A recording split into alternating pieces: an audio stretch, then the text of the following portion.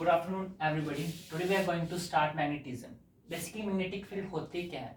The space around which the magnetic influence can be experienced is known as magnetic field.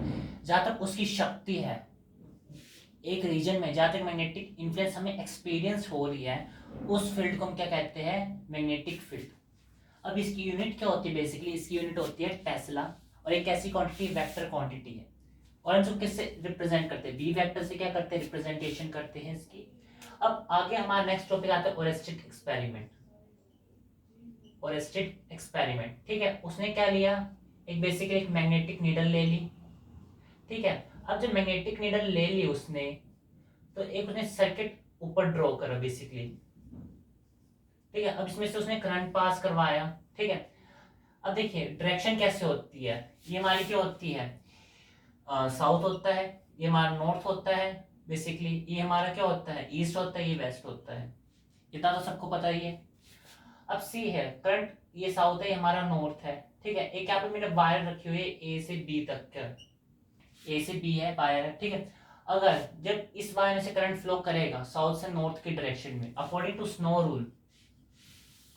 Snow rule, अगर direction south से north की तरफ direction में current flow कर रहा है, तो मैग्नेटिक नीडल का मतलब कि टर्न ऑफ करेगी, डिफ्लेक्ट किस तरफ करेगी? वेस्ट डायरेक्शन में करती है. अगर करंट साउथ से नॉर्थ की तरफ जाता है तो नीडल का डिफ्लेक्ट करेगी वेस्ट की तरफ. इतना सबको समझ आया? आगे चलते हैं हम बेसिकली नाउ.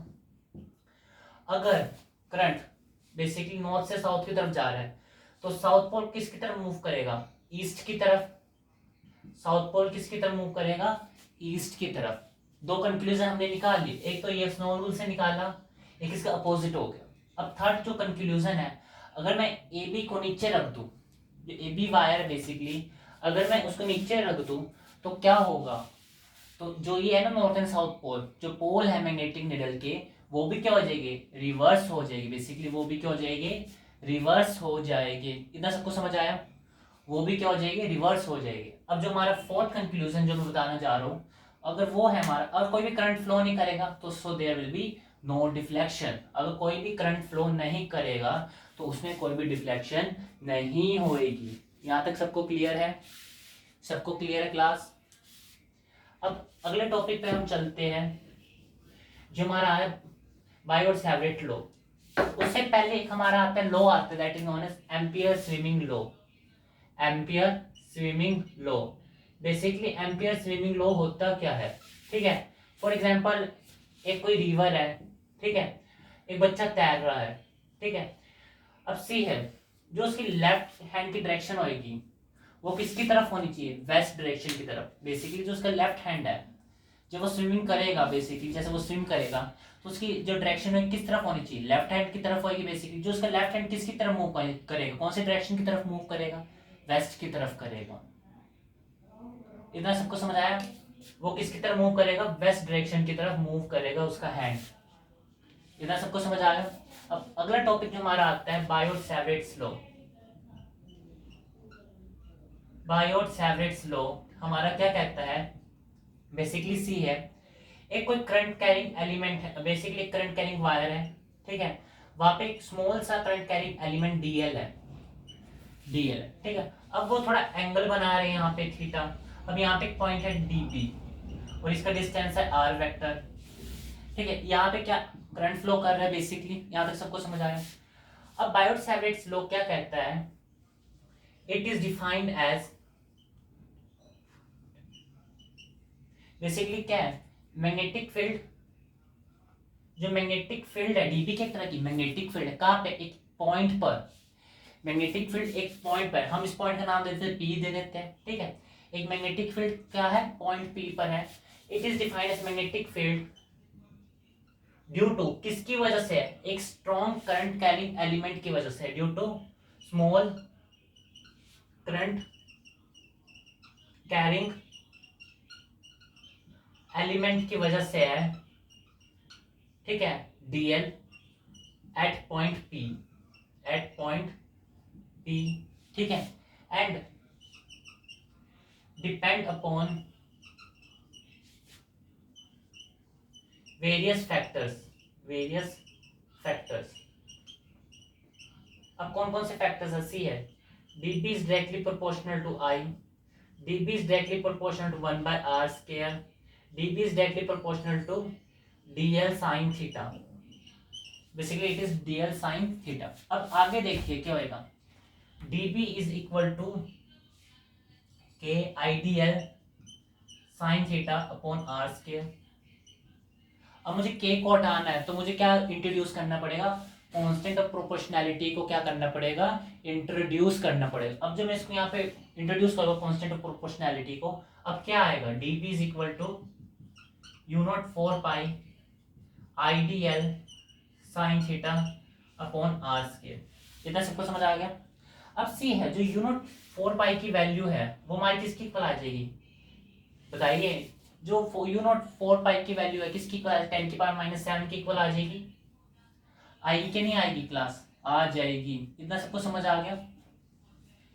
अब मुझे साइन थीटा को, अगर मुझे इसको यूनिट वेक्टर में कन्वर्ट करना है, इस चीज को अगर मैं यूनिट वेक्टर में कन्वर्ट कर देता हूँ तो हमारा क्या आ जाएगा, dB is equal to u naught 4 pi, I यहाँ पर रहने देता हूँ, dl vector is to r vector upon r cube.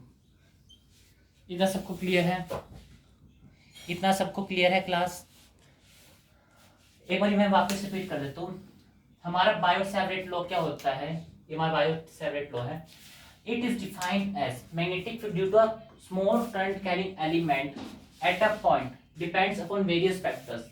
सबसे पहले करंट कितना फ्लो कर रहा है, कितना डिस्टेंस है और कितनी लेंथ है उस चीज की। इतना सबको समझ आया। अब dB equal to k I dl sine theta upon r square होता है। तो यू नॉट 4 पाई की वैल्यू क्या होती है, 10 की पावर माइनस 7 है। ये हमारा क्या होती है, परमेबिलिटी होती है। बेसिकली हम इसको क्या कहते हैं, परमेबिलिटी। इतना सबको कुछ समझ आया, परमेबिलिटी कहते हैं। अगर ये किसी का एप्सिलॉन नॉट होता है हम उसको क्या कहते हैं, परमिटिविटी। ठीक है, dB is equal to u naught I upon 4 pi dl vector into r vector upon r cube vector. अब देखो कैसे आया ये चीज कैसे आई। अब देखिए r कैप जो हमारा होता है basically r vector upon modulus of r के तो इक्वल होएगा। इतना सबको समझ आया, वही मैंने चीज लिख दी वापस नीचे करके कंक्लूजन में। अब अगला टॉपिक जो हमारा आता है वो आता है हमारा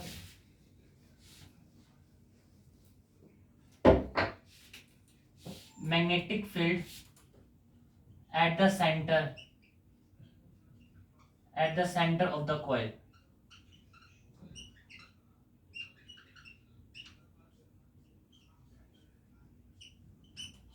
बेसिकली मैग्नेटिक फील्ड क्या होता है, सेंटर पे क्या है, कॉइल की, सी है। एक यही वापस ड्रॉ कर लिया मैंने। ठीक है, अब एक कॉइल है। ठीक है, अब सी है, एक करंट कैरिंग एलिमेंट डीएल ले लिया मैंने। ठीक है, ये हमारा ओ पॉइंट है। ठीक है, ये हमारी आर होगी रेडियस। ठीक है, और यहाँ पे क्या है, डीबी वेक्टर भी यही पे ही है। डीबी क्या मैग्नेटिक फील्ड ही तो है, डीबी सिंपली डीबी लिख सकते हो आप, और आर वेक्टर ये रहा। इतना सबको समझ आ गया। डीबी भी डायरेक्टली लिख सकते हैं, वेक्टर का साइन भी लगा सकते हो। हाँ ठीक है, अब यहाँ से करंट फ्लो कर रहा है आई, और यहाँ पे भी आई करंट फ्लो कर रहा है बेसिकली। अब क्या करना है हमने, सी है dB is equal to u naught 4 pi I d l sine theta upon r square. ठीक है, dB अब ये कितना एंगल 90 डिग्री है, ये एंगल कितना है बेसिकली 90 डिग्री तो है। अब जब ये 90 डिग्री हो गया हमारा, u naught 4 pi I d l sine 90 degree upon r square हो जाएगा बेसिकली। यहाँ तक सबको समझ आ गया ना। dB is equal to u naught upon 4 pi I d l sine 90 upon r square हो जाएगा। ठीक है, अब से dB is equal to u naught 4 pi क्या हो जाएगा, आइडियल अपॉन आर स्क्वायर हो जाएगा। b हो जाएगा dB का integration basically you naught 4 pi I d L R square हो जाएगा। अब देखिए dl का स्क्वायर क्या होएगा बेसिकली 2 पाई आर ही होएगा, क्योंकि हमने सर्कमफ्रेंस ले ली ना इसकी। बेसिकली क्या ले ली हमने, सर्कमफ्रेंस ले ली। अब dl का इंटीग्रेशन क्या हो जाएगा 2 पाई आर हो जाएगा। अब पाई से पाई कैंसिल आउट हो जाएगा, आर से एक आर कैंसिल आउट हो जाएगा। तो हमारा b की वैल्यू क्या आ जाएगी, u not I two r की इक्वल आ जाएगी। ये क्या magnetic field at the centre of the coil. अब नंबर ऑफ टर्न n है, number of turns of the coil, किसके टर्न, कॉइल के टर्न अगर n है तो क्या क्या इक्वेशन बनेगी, देख हमारी इक्वेशन बनेगी फिर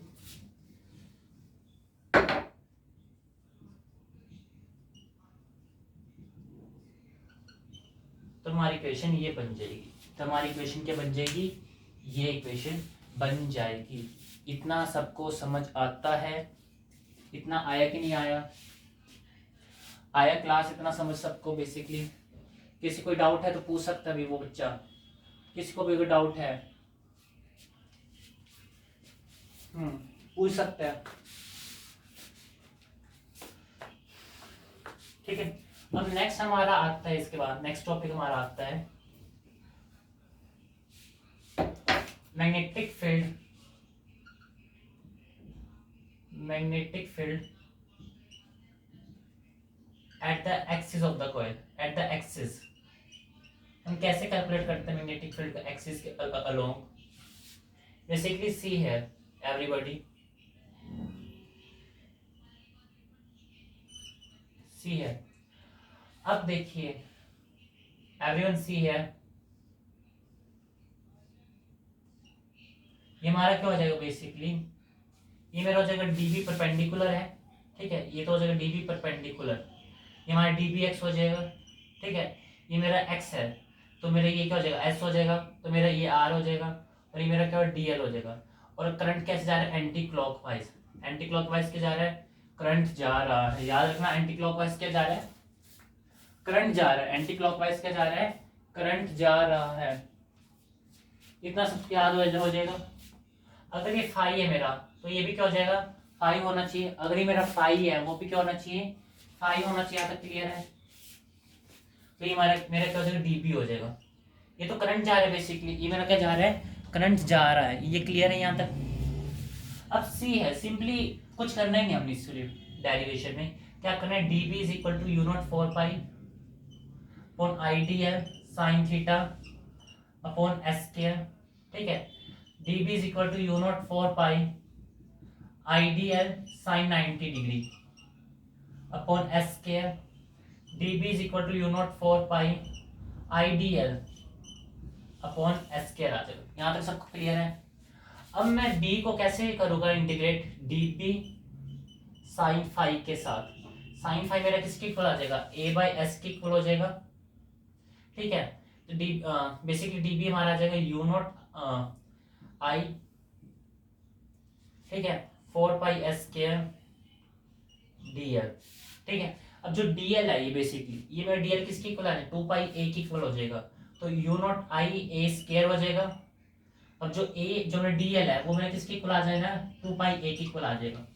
जो मेरा dl है वो किसके इक्वल आ जाएगा, 2 पाई a के इक्वल आ जाएगा। जो मेरा dl है वो किसके इक्वल आ जाना चाहिए, 2 पाई a के इक्वल आ जाएगा, ठीक है। अब जो dl है 2 पाई a के इक्वल आ जाएगा। अब क्या रह जाएगा, a के ऊपर रह जाएगा, ठीक है, 2 नीचे रह जाएगा और s क्यूब रह जाएगा नीचे। इतना सबको समझ आ गया। अभी बाकी का मैं इधर कर रहा हूँ, सी है u not I a square 2s cube. अब इसको मैं s को मैं क्या लिख सकता हूँ, r square plus a square 1/2 लिख सकता हूँ, इसको मैं लिख सकता हूँ कि नहीं लिख सकता, लिख सकते हैं। b is equal to u not I a square upon 2r square plus a square 3/2। अब मुझे नंबर ऑफ टर्न्स का निकालना है तो बेसिकली मैं क्या करूँगा, b is equal to u n i a square 2r square plus a square 3/2। कितना आसान है, इजी है कि नहीं है basically class, it is easier than previous one, ठीक है। अब क्या एक बार वापिस देख लेते हैं हम, ठीक है। dB is equal to u not 4 pi I dl sine theta square, क्या दिया है, बायोट सेवरेट लॉ ही है basically. dB is equal to u not 4 pi upon I dl sine theta. अब सर थीटा की जगह मैं 90 डिग्री रख दिया, साइन 90 क्या होता है 1 होता है, तो u not 4 pi I dl upon s square, ठीक है।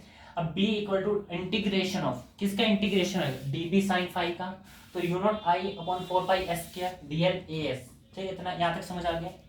अब आते हैं u not I upon a square 2s cube, 2s³ को x को मैं ऐसे खोल सकता हूँ। आज क्या लगा दिया मैंने, बेसिकली पाइथागोरस थ्योरम लगा दी, ठीक है। अब b is to u not I a square 2r² plus a square 3/2 हो जाएगा। अब b की वैल्यू क्या आ जाएगी, b is equal to u naught n I square 2/r² plus a square 3/2। U naught हमारे क्या परमेबिलिटी कांस्टेंट है। यहां तक सबको समझ आ गया। अब थोड़े इसके स्पेशल केसेस है क्लास, अब हमने इसके स्पेशल केसेस भी थोड़े डिस्कस करने हैं।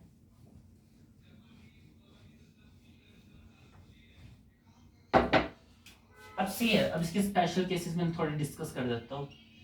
अब जो पहला सब स्पेशल केस है, जब इसका r की वैल्यू क्या हो जाए, 0 हो जाए। जब r की वैल्यू 0 हो जाए तो क्या आ जाएगा हमारा, आ जाएगा b is equal to u naught n I a square upon n क्यू यूज करा है मैंने यहाँ पे number of turns of the coil को बताने के लिए। एन हमारे क्या number of turns of a coil है, ठीक है। अब देखिए 0 हो जाएगा तो हमारा क्या रह जाएगा, ए क्यूब ना आ जाएगा, बेसिकली ए क्यूब आ जाएगा। इतना सबको समझ आ गया, ठीक है। अब जो हमारा सेकंड है, जब मैं इसको r को बड़ा ग्रेटर है a से, r क्या बड़ा ग्रेटर है a से, तो क्या करूंगा मैं, you naught n I a square 2r का क्यूब हो सकता है।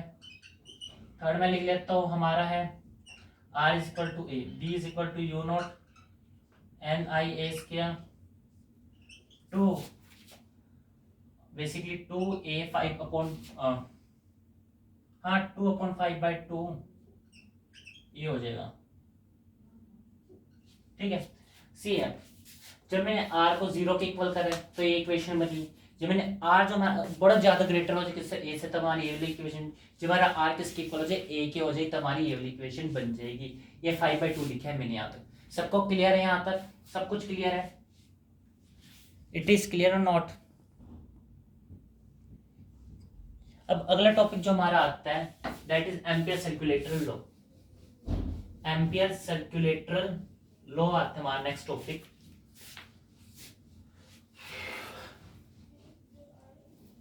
सी है अगर हमारा एम्पियर सर्कुलेटरल लॉ क्या कहता है, Ampere circuital law, Ampere circuital law कहता है हमारा basically phi is equal to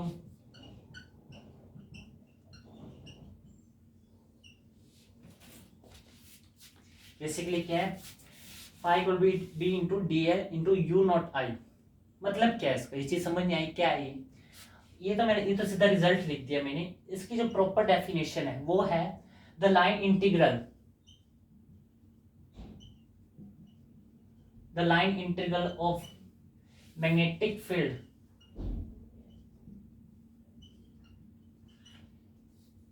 in the closed path is equal to, किसके इक्वल है, is equal to u naught times of total current pass through it basically ये होता है, ठीक है। अब इसकी जो हमने प्रूव करना है, अब हमने इसको क्या करना है, प्रूव करना है, ठीक है। अब बेसिकली मैं क्या करूंगा, एक देखो, एक मैंने लिया करंट क्या जा रहा है, ऊपर जा रहा है। बेसिकली क्या कर रहा है, करंट का जा रहा है ऊपर की तरफ जा रहा है। अब जब करंट ऊपर की तरफ जाएगा, सुनिए सारे बच्चे सुनिए, ध्यान से सुनिए, जब करंट ऊपर की तरफ जाएगा तो तुम्हारे यहाँ पे ये एंटी क्लॉकवाइज जाना चाहिए according to the rule, right hand thumb rule, तो एंटी क्लॉकवाइज जाएगा। इतना समझ आ गया, राइट हैंड थंब रूल से हमें पता चल गया एंटी क्लॉकवाइज जाएगा यहाँ से। अब सी है, ये हमारा डीएल वेक्टर है, small current carrying element DL है, और यहाँ पे क्या लग रहा है, मैग्नेटिक फील्ड भी कहा जा रही है, इसी डायरेक्शन में ही जा रही है। अब देखते हैं phi is equal to B D L U not I, यहाँ तक सबको समझ आ गया। अब देखिए, अब सिंपल बी डी एल, तो phi is equal to B D L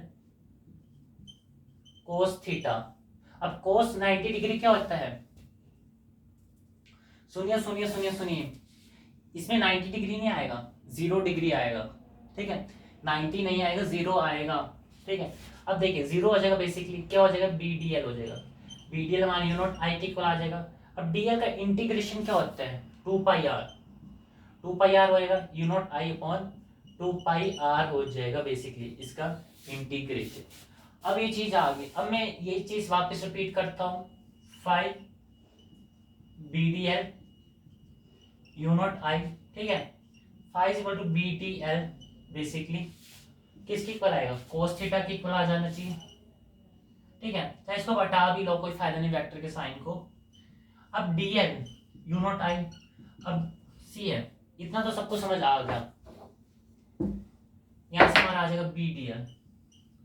अब B की जगह U नॉट I डाल दो, 2 पाई R डाल दो, ये क्या आ जाएगा 2 पाई R, ठीक है, ये कैंसिल आउट हो जाएगा, U नॉट I आ जाएगा, 5 is equal to BDL is equal to U naught I। ये तो हमने चीज क्या करनी थी, प्रूव करनी थी ना। इतना सबको समझ आया है, ये भी just wait for a second, इसके लिखने की कोई जरूरत है नहीं, हमें सिर्फ इसको प्रूव करना था, इसको प्रूव करना। जो हमने पहले ये वाली इक्वेशन 1 ली, ठीक है, तब हमने इस इक्वेशन को वापस रीयूज करके हमने क्या कर लिया, यहाँ से सेकंड इक्वेशन को ड्रू आउट कर लिया, ठीक है, देन U नॉट I आ जाएगा बेसिकली। सबको समझ आ गया, इतना आया सबको समझ, क्लास आया कि नहीं आया। चलिए अब थोड़ी सी चीजें रह गई मुझे बतानी थी मेन। अब जो हमारा नेक्स्ट टॉपिक आता है बेसिकली वो हमें बताता है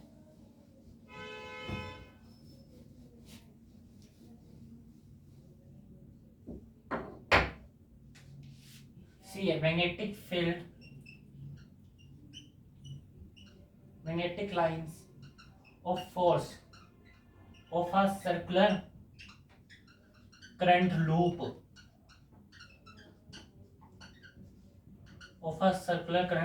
बेसिकली। अब क्या होता है इसके अंदर,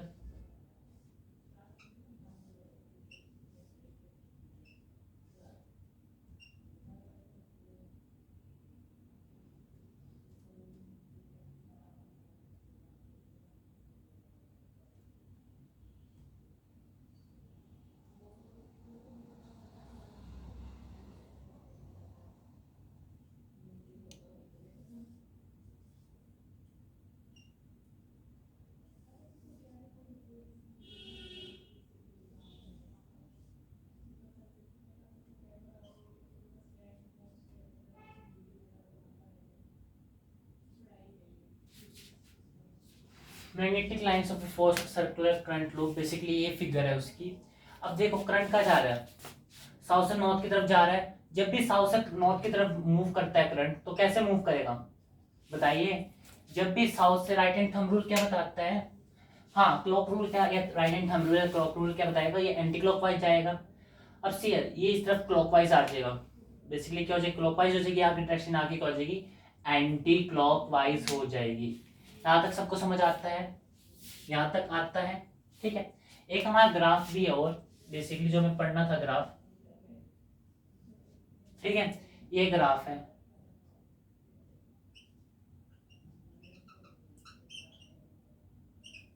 ये हमारा क्या डिस्टेंस है बेसिकली, एक ही हमारा क्या हो गया ग्राफ हो गया। Class if you facing any problem in this chapter, so you can write a comment in the chat box, so I will check from there, ठीक है। if you facing any problem in this topics, thank you class and have a nice day।